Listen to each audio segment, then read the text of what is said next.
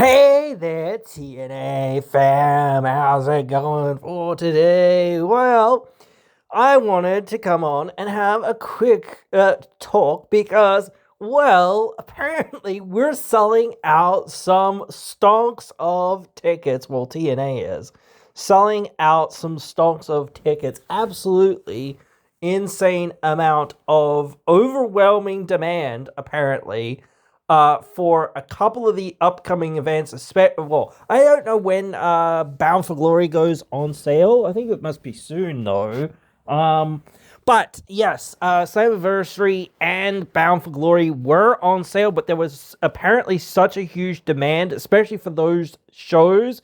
And I think, again, this is something that I was saying before. When you announce these things well in advance, it gives, like, I know that a lot of people do tend to turn up on the day or whatever in the last minutes or whatever else it is to get tickets, because some people feel like, oh, well, they'll be desperate to sell the last few tickets or whatever else it is and that sort of thing, so I might get a discount. But the thing is, even so, it's like, at least I know where it is, I know when it is, I know, like, how much it costs or thereabouts at least. So I know, hey, okay, cool. If I'm wanting to go to this show, hey, right, well, how am I going to get there? When is it? How far away is the airport? How far away is a hotel? How much is the hotel? Etc., etc., etc. Planning and budgeting. That's a lot of things that people need to do to be able to go to these shows in the first place if they're gonna go. And that's like for people who aren't living near where it is, even if it's like a little bit away. It's like, well, how far is the drive? How much gas will that take? That sort of thing. How much is parking? This and that. How am I going to get there? Am I going to have extra money, etc., etc. All having these things planned out or having them on the calendar far in advance really helps people be like planning ahead and being like able to get to these shows more easily.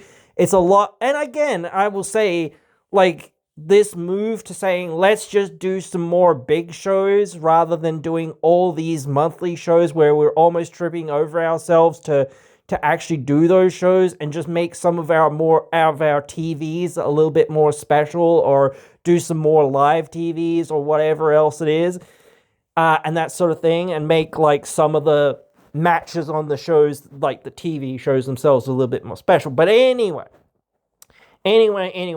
so we are going to have a little bit of a look at the updates for, I don't know if they've actually got very much on here. Where is it? April 30th.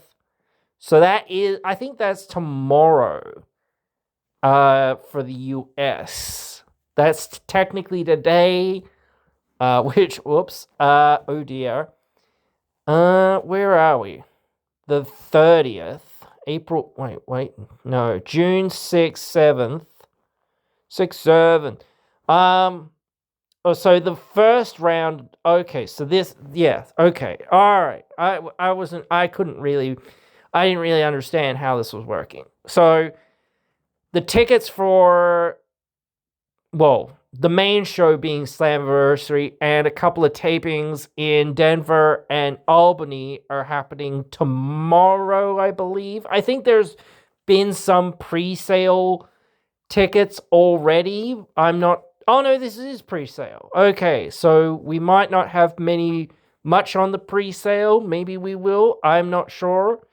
But anyway, that is starting, I believe, today, tomorrow, maybe.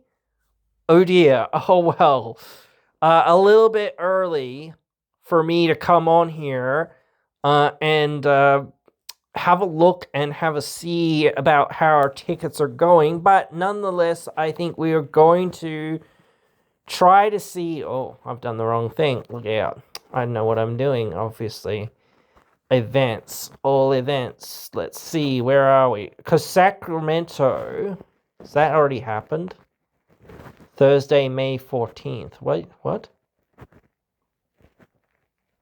May 15th, June 6th, May 15th, 14th, 15th.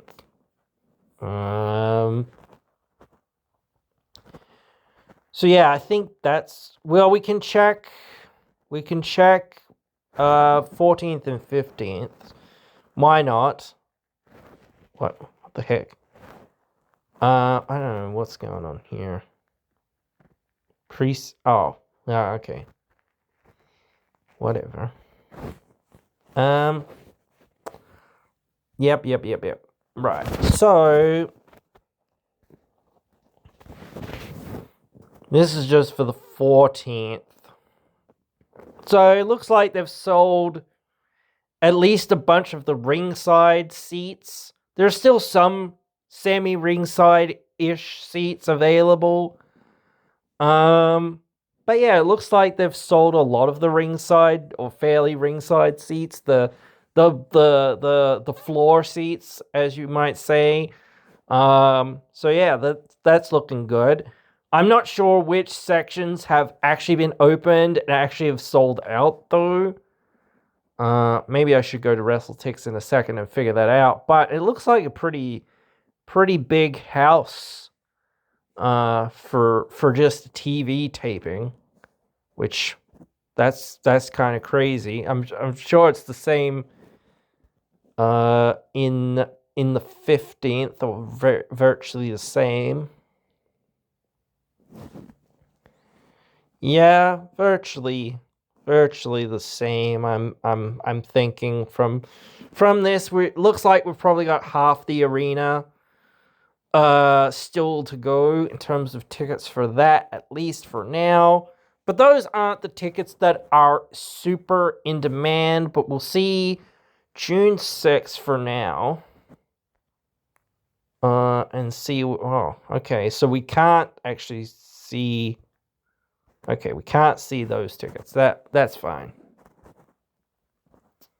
Which is a little bit annoying. I want to see. So we might have to wait.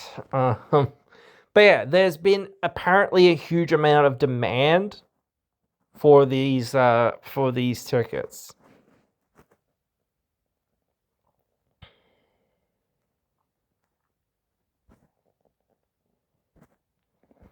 She says here that the pre-sale has started. So, you know, that's good. Or at least it's saying 0 hours, 0 minutes, 0 seconds. So I don't know. Apparently it must be on.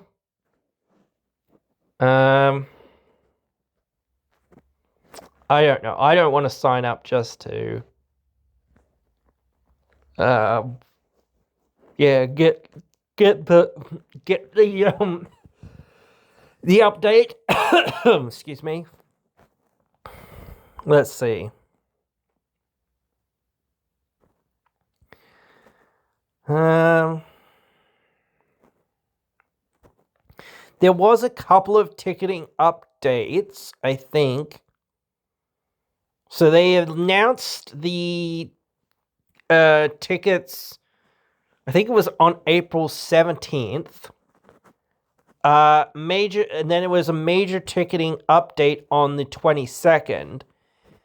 And now there's been an update on the 29th, which was yesterday, I believe. So yeah, that in just a few weeks, they have gone from having to update it a couple of times.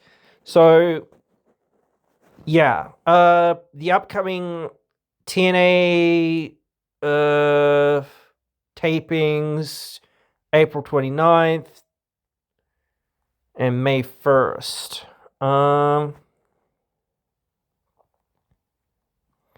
This is a mega on sale. Yep, we knew that. Okay, so,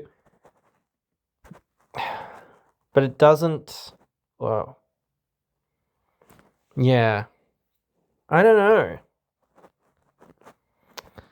So, like, this is good news in some ways. Like, it's always like a little bit like, oh, a little bit like, wow, like, you know, whatever, of like, well,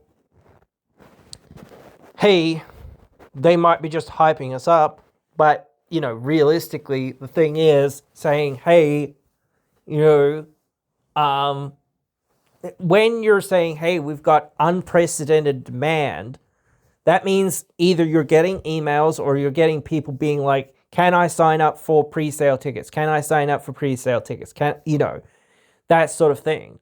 Or you're getting Facebooks, you're getting other messages of like, and I don't know how big these arenas are, but they're at least as big as last year. Like 3, 4, 5K, 6K, 7, 8, 10K roughly, maybe for a full house, you know, sort of thing. And like, again, we have to like be happy in some ways. Yes, there obviously there's problems. There's nothing's perfect, but like sometimes things don't need to be perfect. It just needs to be like successful and good enough. People forget, like as I've said before in a video, how many little things that in the Attitude Era in WWE they got wrong, or that, you know, didn't make any sense or didn't really work, or whatever else. And I'm not just talking about like them degrading women or anything like that. No, you know, like, not to say that I don't care, obviously, but again, like when you're talking about like just like the story beats of some of these other things that were going on, sometimes people really only looked at, you know, what the sort of the main event level guys were kind of doing sometimes, or kind of forgot about like some of the other things or whatnot that were going on, you know, at the time, and didn't really like want to care about the rest. I don't think, just because it was like, it's hot, so it's hot, you know, type thing. They didn't really look beyond that. But yeah, we've got to be in a positive mindset of saying this is the best we've been in since probably close to like a couple of decades at this point. So, you know, since like 2010-ish, 2012-ish era, I would say. Because like there were still like highs in that era and whatnot. But now you're starting to say, okay, can we find our way back to where we were at our absolute peak? Maybe not. Maybe. Who knows? Like, if we find the right thing, maybe. And if we have the right amount of star power and money and like that sort of thing, and booking and whatnot, yeah, maybe we can. Like with the right network, with the right distribution, with all the right things lined up, maybe we can get there. You know, who knows? But still, you've got to look at the positives. You can't just look at, oh, we're not where we want to be. No, but we're in a much better place than what we were. Much better. Even like last week, and that when AEW took over on the same night, it's like, and they outdrew TNA and whatnot. Even though they were down still too, because of the, I think, football over there, the NFL, and whatnot. I think that was the draft or whatever. I don't know. I'm not in the US. I don't follow it, and I wouldn't follow it even if I was in the US. So, but yeah. But still, like 200,000 people tuned into TNA over the NFL draft. So that tells me that those people were very dedicated TNA fans, and that's now at least our baseline of absolutely dedicated TNA fans. So we might have like 50 to 60,000 more casual fans, I would say, or whatnot. So, and maybe they were checking out the draft too in between or whatever. I don't know. So, but yeah. But that obviously doesn't, again, I should say, I haven't said this in any of these videos or whatever when I've been talking about this, for the most part, I don't think, at least. It doesn't include the TNA Plus subscribers, and it doesn't include the AMC Plus subscribers, It just counts the AMC, and we're not really counting like Canada's views. We're not really counting the Mexican views, like through like the other channels that TNA gets broadcast on throughout, like at least the US and some other places. I know they get broadcast in lots of different places, honestly. But that's the thing, like where I know I saw it at one of these things.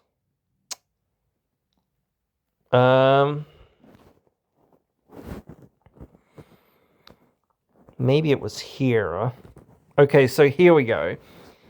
Where to watch TNA episodes. So obviously in the US, you've got AMC and TNA Plus. You can also get it on Triller, but I don't know whether you actually can get it on Triller now, but I think you can still get it on Triller. Canada, Sportsnet Plus and Sportsnet 360. UK and Ireland, TNA Plus.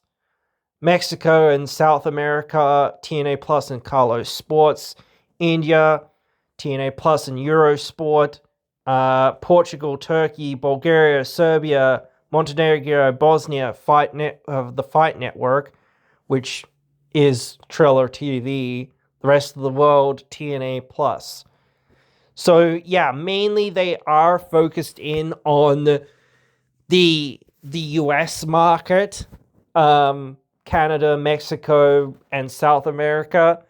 And they have like just about everywhere else is like India does have Eurosport as well. And of course you can get it on the Fight Network. But yeah, in the US and Canada and Mexico and India, besides like anywhere else in the world, you can get it on TNA Plus. I guess you could technically get it anywhere in the world on AMC Plus or anywhere AMC Plus is like available, but yeah. So that's what I mean by saying like they need to expand their marketing as well. They need to just like need to be broadcast in any market that will take them. They need to be broadcast in New Zealand. They need to be broadcast here in Australia. They need to be like being broadcast properly in the UK. They need to be, they need to be back, on a proper, TV channel again. They need to be everywhere and anywhere to get as many people to watch. They need to be in Japan. I know that a lot of Japanese people wouldn't watch, but even so, like at least having the people get the option to watch it, like, that's something. Same thing, the only way you're ever gonna truly start to get people into what you're doing and more people into what you're doing is by, having something, having that thing of saying, okay, we need to have a presence. We need to be there. People don't, we can't, people can't forget about us. We're here, so we like, and again, same thing, doing tours when you get the chance to come and do it. Do more tours, go to Europe, go to Australia, go, I don't know, to South America or Mexico or Canada. Yeah, just go and do other things in other places at other times, So, but yeah, like the positives here are great. So I guess for now I might wait to see, and see what we can see tomorrow about like how close we are, or maybe in a couple hours. Maybe we'll wait and see. So I'll check back then. So WrestleTix has recently updated the details here. And I've seen some people commenting on the ticket price, but WrestleTix does have a fairly similar cost breakdown for the tickets for Slammiversary, which is the next biggest event coming up. Currently, we're looking at 2,733 seats available. So they have sold a lot of the ringside adjacent seats, which, maybe a couple of hundred or maybe 50 seats, let's say that. Maybe up to 100 seats, maybe at the most. So, 2,800 seats, let's say that. Just a nice round number, 70 something seats. That's probably less than half of the arena. Thereabouts, I would say. So the other half of the arena has to be at least another 1,000 or 1,500 or so. So we're looking at 4,000. Somewhere in there, maybe 4,500 seat in this arena. So that's quite a lot. That's quite a lot. That's a lot of butts in the seats. Not as many as what we would have hoped for. But you know what I blame? I blame AEW for that, honestly. But we'll have to. I'm sure that this will be a sellout. As well, because again, like this probably is a little bit outdated information. Yes, this is 11 hours ago. So I'm sure that the tickets have been selling since then.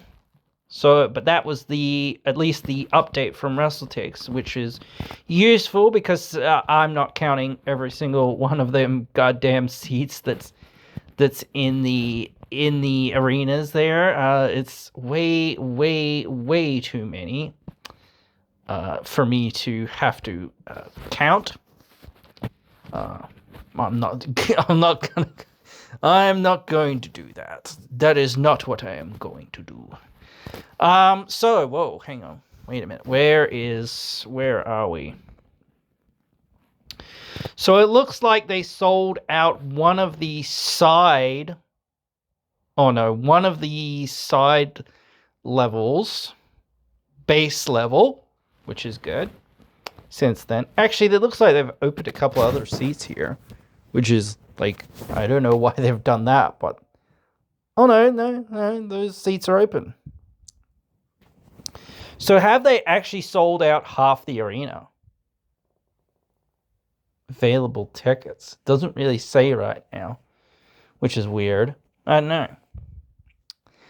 But that is a lot of tickets if they have sold, they've sold 1,000 tickets already, or 1,500 tickets or something already. That'd be great.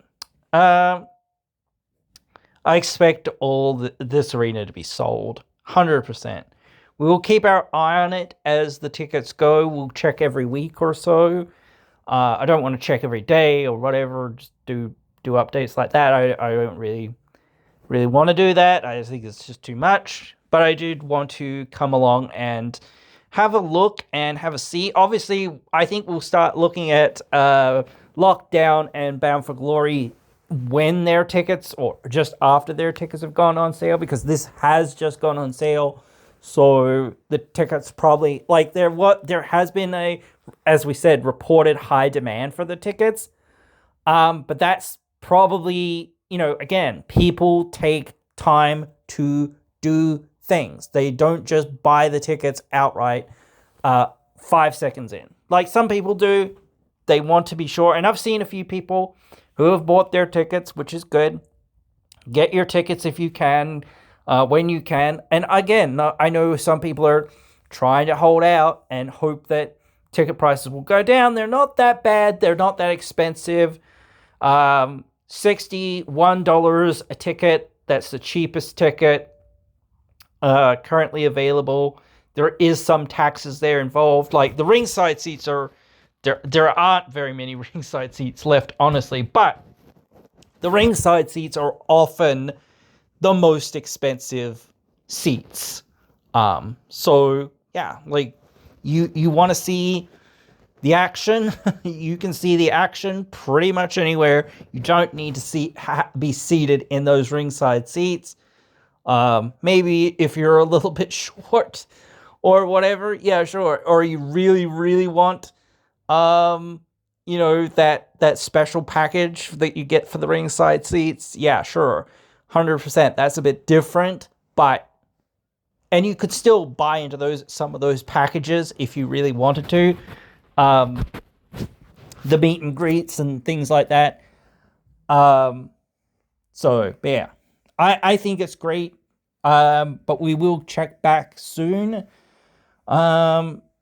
And see how they're going, because it is early days, as I sort of said. They've just been released. And people, people don't have a lot of money to throw around. And I think, again, maybe this is another thing. I said before, like, a lot of people were disappointed with WrestleMania. Dude, if you're disappointed with WrestleMania, give TNA a go. Give AEW a go. I'll give them some props to give people a chance over there. I don't know.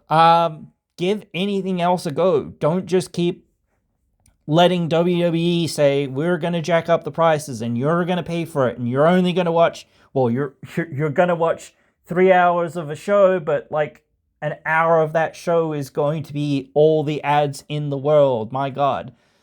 Plus our, event is, 2 arms, a leg, and a kidney, and your firstborn child to buy a ticket, that sort of thing. At least like the other, and even indie events, even Indian events, like people, like, I get the appeal that people have. It's WWE. It's coming to town. Like, how many times does that happen? Not many. In some regards. But again, if you want to go and see wrestling, there are other options. And if WWE is just going to be, 90% ads, then, or, even now 50-50, like, that's ridiculous, bro. They've got the most money that they're ever going to get. Do they really need to jack the prices up so much? No, they don't need to jack the prices up. They're just greedy sons of bitches, who don't really care about the fans. So, they should reinvest some of the profits that they're making back into the company and allow the tickets to go down, and say, all right, or just say, hey, we're happy making a few less $1 million here or there and just letting the fans, actually be able to buy a ticket for a decent price, or even like, now that we've got so much sponsorship and we've got so much this and so much that, not to say that we should give away tickets for free. I don't think you should give them away for free, but saying, hey, apart from the exclusive like ringside seats or the exclusive like meet and greets or whatever, they should be as cheap as what we can make them, so that, again, as many people can come to see our shows. But then again, what show have we've got 9 minutes of wrestling here, then 10-15 minutes worth of ads, then maybe a few more minutes of wrestling, then twice as much of ads. Like, what the heck is going on? When we're like trying to watch this show, it's more ads than action. And hey, TNA, they need to capitalize on that. They need to capitalize on WWE being like, hey, basically the whole show is ads. Basically half the show is ads, whatever. And be like, okay, yes, we have ads, but get to it quick. And again, same thing. If you want to be out there getting people to come to your shows, make it as cheap as possible. Make it as, fast as possible. Make everything, the ads be like under a minute or 2, whatever. That's it. Or whatever. Or something during somebody's entrance or something like that. Little things. And I understand, again, same thing, like TNA now has like advertising on their ring and whatnot. They had advertising back like in 2010 on their ring mat and things like that, because it was like, yeah, that was another way to gain money at the time. And that really helped the company, advertise and sell stuff to gain more money and to just,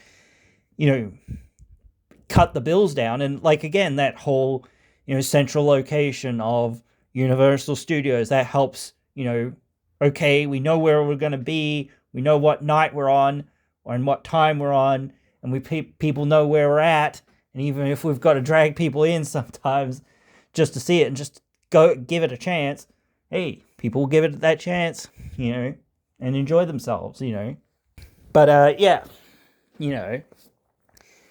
I think, like, again, sometimes you've got to try to get people in the door, or whatever. You've got to just say, yes, we're already not making a lot of money, so the best thing to do is to just try to get as many people like through these doors as possible, through this arena, through this pay-per-view, whatever, on the TNA Plus app, on the AMC Plus app, on YouTube, on whatever. And that's, I think last time they did finally, for the first time in ages, a pay-per-view that you could buy on YouTube. And I was like, that's great.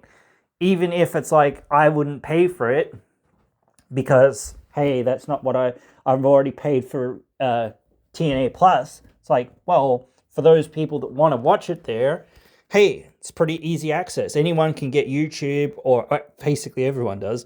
You've just got to get people in. You've got to get people to be able to, you've got to meet people where they're at. A lot of people are on YouTube, bro. A lot of people have these sorts of like very generic things. If you have your thing available for people to buy and watch, even if people are still confused about like, buying it versus like, is it free or whatever else? It's like, yeah, but still, if people can buy it and can watch it on YouTube or wherever, it's like just more accessibility for more people to see it. And it is more money for you, again, if you have that ability for people to go, hey, all right, I'm going to tune into this TNA show. Hey, it's on YouTube. Hey, it's, whatever it is. I know the bigger pay-per-views are more expensive. They're like $30, I think. Or something like that, $30 or $40 or whatever they are. So... But if you have this sort of thing, and it's like, cool, maybe every 3 months I've got to fork out $40 or $30 or $40 or whatever it is, but the show is built to way more, I think people are going to be like, again, more happy to, fork over a bit more money to see like more quote unquote of a super show. And yes, perhaps you have that thing of, well, we don't have all these shows every single month sort of thing. But again, if you have more TV and more live TV, especially because now you can dedicate more of your time and resources to saying, okay, let's make our TV, and even, Explosion, make it better. Make it a proper B show, make it a proper, other show that has more on it. Make these other things more so that, again, people have more of a reason to tune into them. I don't tune into Explosion because, like, there isn't any reason to tune in. It's a nothing show.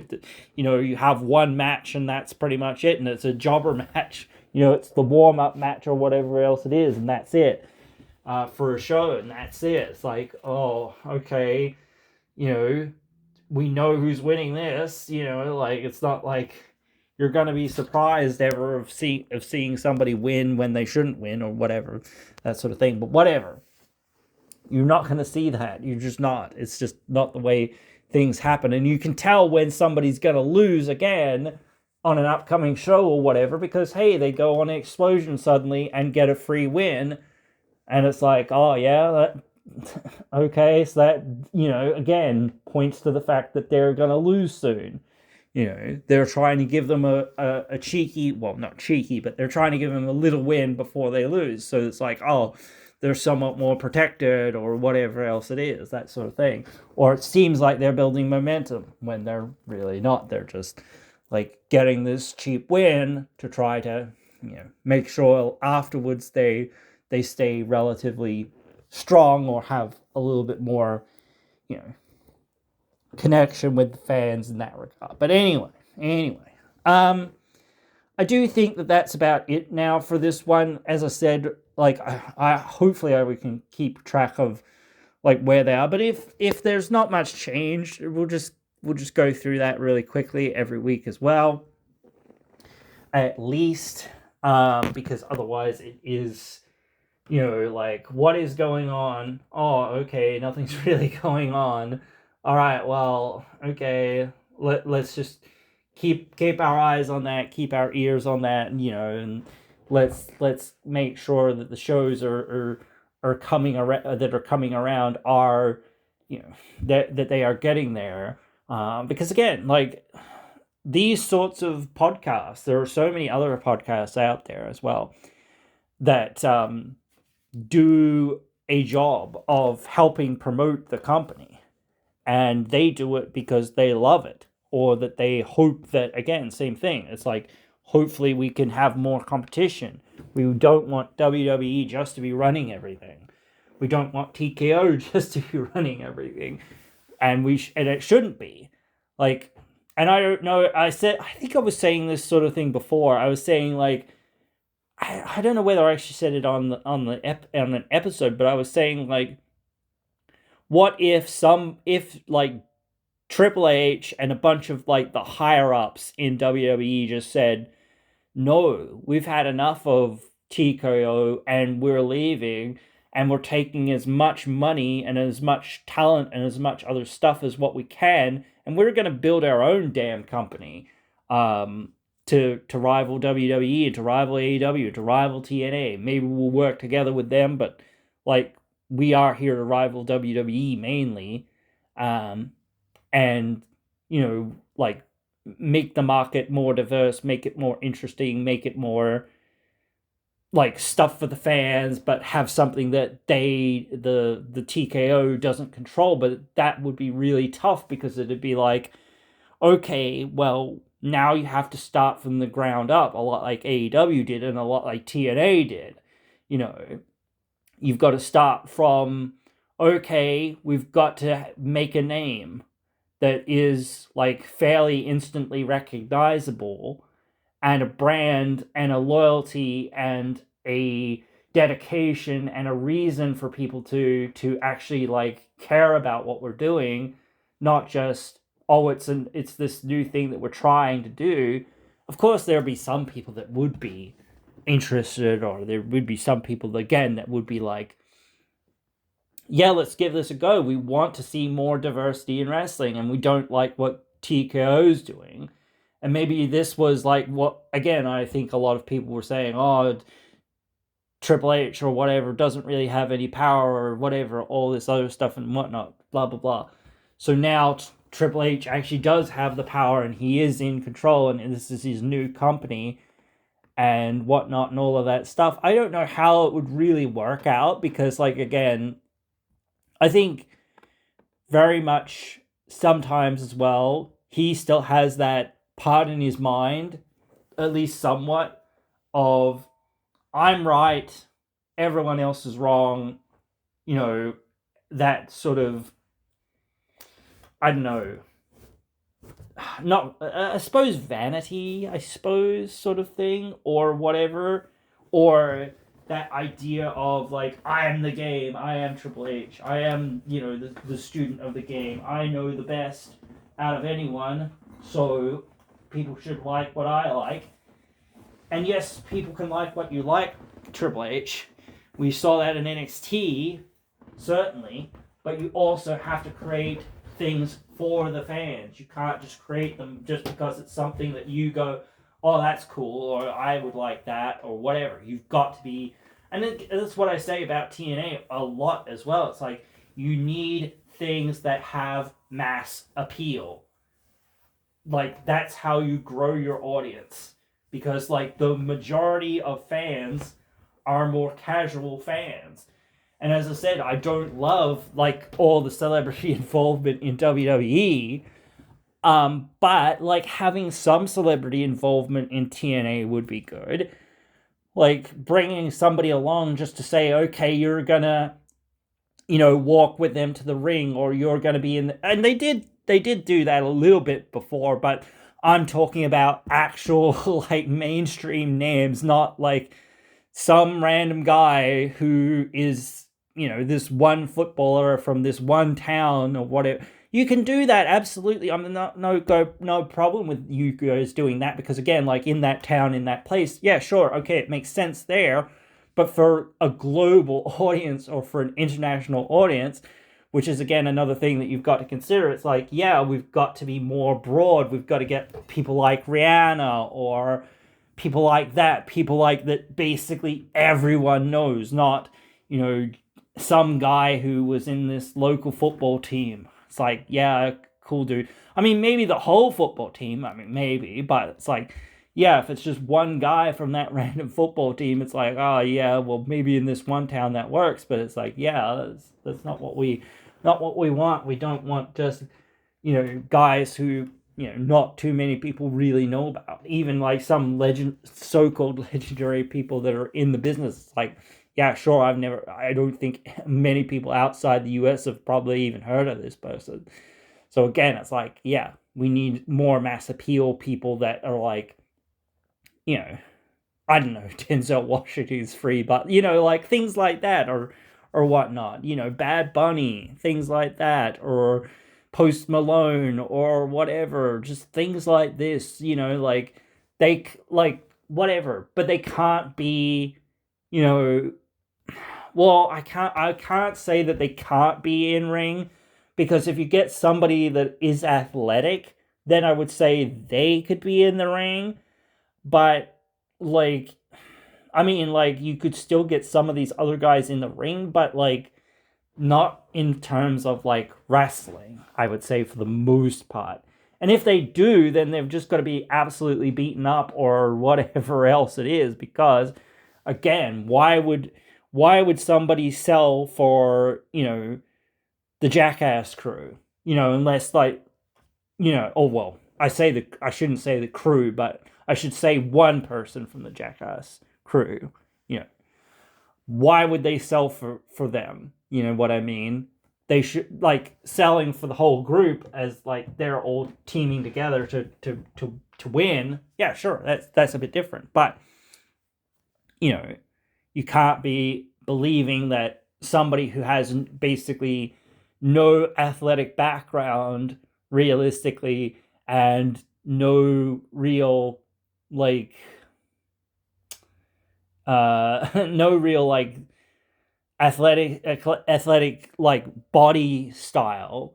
Like, you can't tell that this guy's been working out in the gym or what. They don't need a six-pack or whatnot, or delts, or huge delts or whatever else it is, or 24-inch pythons or whatever it is, to friggin' make you believe that this guy works out. But again, like, when you see somebody like that, and it's like, oh, this guy doesn't, work out a whole lot, for the most part. Like, you could tell this guy doesn't work out for the most part. Like, maybe he does, but like not to the level of like a wrestler or even a, low level athlete would do.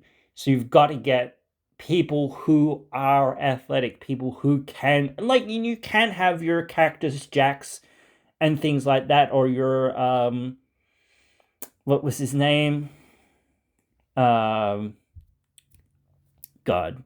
my brain is melting. um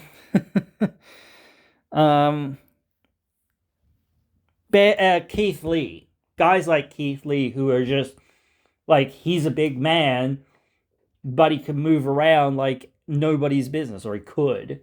You can have guys like that can defy logic, but it's like, you've got to have these guys that they look like they're out there and they can do stuff to people. They look like they're in shape, and they work out, and that sort of thing. You cannot have, like, you can have a distraction from a celebrity or something like that, or whatever, things like that, but you can't have them in there as an athletic, competitor. You know what I mean? Unless, again, they were already an athlete, and then you're saying, wow, they actually did really well, or whatever else it was, for somebody who's not trained, but hey, with some training, they'll actually get there and actually understand the sport, and actually, like the Miz, like when the Miz first got into wrestling, he wasn't, much of anything, because he was a great talker in many ways, but again, he wasn't a great performer. And it took a while for him to become much more of that athlete, and much more of that, okay, dedication, time, whatever, to this thing. And he was much more, again, a character performer, more so than a, and it doesn't, you don't need to be the best wrestler. Not everyone needs to be the, like, Daniel Bryan levels of good, but you need to be at least at a certain standard of wrestler. You know what I mean? Or whatnot, especially when you're talking about these big leagues. And then that's another thing that I talk about sometimes, is like, I do think, like, TNA picking up some of the, like, released talent, that is good, because it does help bolster TNA's roster. But in some ways it's bad, because it's like, it can be looked upon as like, well, they're just picking up WWE's rejects or whatever else it is, sort of thing. Whereas, like, you don't want to be seen as less than. You want to be seen as, okay, we're going to bring in this person, we think they've got a lot of potential, or whatever else it is, and let's try to prove people wrong. That's an often touted storyline that a lot of people have, because a lot of people get released, and a lot of people feel like, hey, I didn't get a fair shake of the stick. Especially like Nick Nemeth and Mustafa Ali and Cedric Alexander and a bunch of other guys that, have come to TNA from WWE. Even Eric Young, who was in TNA for a while, he was underutilized and underappreciated in WWE. He could have been a whole lot more in WWE. So, yeah, but they didn't really care. They were just like, oh yeah, whatever. You're here, you exist. And it is that thing of like, well, you're one of the older guys, and I get that, but still, like, giving them something to work with, rather than just like they are a jobber. No, they're not just a jobber. But they have to be, having stories and having things, and whatnot, and helping talent learn the ropes, so to speak, and helping them get over. That's their job. Not just as far as like getting them pinned in the ring, but as far as saying, okay, well, how about you be their manager? Or how about you be their tag team partner? Or how about you be, their mentor, or something else, or whatever else it is, like backstage or whatnot, and that sort of thing. Or how about we put you in a feud with them, or something like that. Things like that, of saying, okay, you can help him work on his promos while he's, cutting that promo against you, things like that, or whatever. And then whatever, like, again, you need to get these things over, so that people can be like, hey, now you feel like Leon Slater isn't, well, I don't want to say he's the next AJ Styles, but like, you start to kind of feel like that he might be one of the next major, like, stars out of that division, like, Chris Sabin or Alex Shelley, or I don't know, Amazing Red. I don't want to say Low-Key, because kind of Low-Key never really broke through the next level of the ceiling, but just guys like that sort of, like, I don't want to say Samoa Joe either, but like, in some ways Samoa Joe, but again, like, you wouldn't ever consider him to be anything like Samoa Joe. Maybe, did Magnus ever win the X Division title? I don't think he did, but whatever. I do think that those sorts of things of saying, okay, now you're going to be a major star here. Now you're going to be like in this next division, in this other division, in the tag team division, in the main event scene, or whatever. Even if you're not going to be the champion right now, maybe in a few months, in a few weeks, in a few years, or whatever, maybe even in a year, you might be the champion. But we'll have to wait and see. But again, like, we should think about, like, that is the goal, like, for just about anyone and anyone that has potential to get to that point of saying, okay, this is what we need to do with everyone. We can't, or as many people as possible. We need to refine as many people as possible, because we need people to be like, okay, we saw Leon do his thing for a year in the X division. Now we're going to get to see him do something else in another division. And hopefully that will build to him being not just one of the main eventers, but the main eventer level guy, of saying, no, he's our guy, and whatnot. So, I am hopeful that he could do that. I think he's talented as hell in the ring. I think he's, I don't know whether he's ever going to be a heel, but maybe he will be. I don't know. So I do want to see that kind of thing, just to see how he could go doing that. You know what I mean? Because it would be something interesting to say, okay, you've been a babyface for a long time. Let's switch it up. Let's change things up. Let's give this a role. And sometimes it might not work. But again, like, sometimes it's worth, like, saying, okay, let's change things up. Let's make a change. Let's see what we can do with you in this other role. Because, like, otherwise this role will get tired and, like, repetitive. People will get tired of it and will be like, you haven't won the title or whatever else it is, and we can only believe in you for so long in getting there. And maybe that's a good redemption story of finally, after, feeling like whatever it was that you turned heel for, and that you weren't mean enough, or you weren't this enough, or you weren't that enough, that you afterwards you found that yourself was, nah, really, I just didn't believe in myself enough, or whatever it was, like or whatever. I perhaps felt like I was owed it, or whatever, and that sort of thing. But I'm not owed it. Realistically, I've just got to earn it, sort of thing, and whatnot. So, but yeah, there's so much, and I'm so excited to see it in many ways. But I'm also, like, concerned to see, like, are you really going to be able to make this work? You know what I mean? Are you going to be able to make that work? I don't know. It's always a question of what will work, why, when, where.